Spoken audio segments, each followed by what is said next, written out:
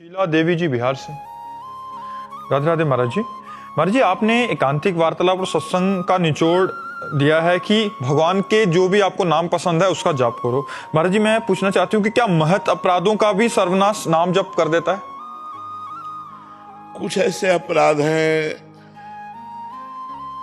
जिनका प्रायश्चित करना पड़ता है। जैसे किसी संत का आपके द्वारा द्रोह हो गया है तो आपको उसी संत से क्षमा याचना करनी पड़ेगी, नहीं चाहे जितना जप कर लो।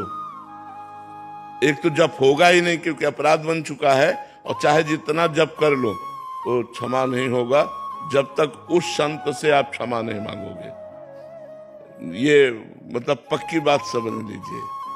जब बड़े बड़े सिद्धों के द्वारा अगर ऐसी त्रुटि हो गई तो उनके भजन में विक्षेप पड़ गया। एक बार हरिराम व्यास जी महाराज सत्संग कर रहे थे तो उसी चर्चा में कहा कि कबीरदास जी तो निर्गुणिया संत हैं, वो वृंदावन के रास विलास नित्य विहार का, ऐसा तो एक अपमान होता है ना संत का।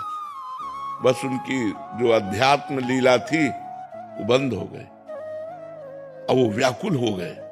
न भजन, न प्रभु का रूप चिंतन, न प्रभु की लीला चिंतन, तो बड़ी व्याकुलता पैदा हुई।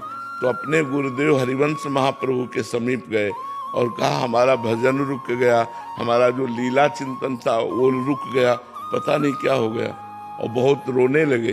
तो उन्होंने कहा किसी महापुरुष का अपराध बन गया। देखो कितना सूक्ष्म होता है अपराध। उन्होंने निंदा नहीं की, बस केवल इतना कहा कि वो तो निर्गुणिया संत है, वो वृंदावन के इस प्रेम रस के रास विलास को, ऐसा महाप्रभु ने कहा किसी महापुरुष का अपराध बन गया। तो उनका ऐसा तो हमने कभी, क्योंकि वो खुद भक्त वैष्णव की चरण वंदना करने वाले भक्त थे, वो कभी ऐसा, तब कहा प्रभु हमने ऐसा कबीरदास जी के प्रति बोला, क्या ये अपराध है? बोले इसी से रुक गया, यही अपराध है। तब वो कबीरदास जी के प्रति रो करके प्रार्थना की कि प्रभु मुझे क्षमा करो।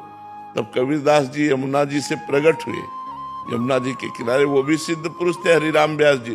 तब उन्होंने कहा कि भगवान जिस संत को जिस सेवा के लिए भेजते हैं वो सेवा करता है। इसका मतलब ऐसा नहीं कि हम निराकार की उपासना का वर्णन करें तो हमको साकार का ज्ञान नहीं है या प्रेम रस का ज्ञान नहीं। जैसे सब्जी परोसने वाला सब्जी परोसता है, लेकिन जब पाएगा तो पूरा पत्तल पाएगा, ये नहीं कि उसको केवल सब्जी ही दी जाए। ऐसे ही कोई निर्गुण निराकार, कोई सगुण साकार, कोई भगवान के अलग अलग रूपों का संत महात्मा वर्णन करते हैं, लेकिन जब वो आनंद में डूबेंगे तो पूर्ण आनंद में डूबेंगे। तब तो अगर किसी संत वैष्णव का अपराध बन जाए तो फिर नाम जप से नहीं, उसी संत वैष्णव से क्षमा याचना करने पर अपराध का क्षमापन होगा।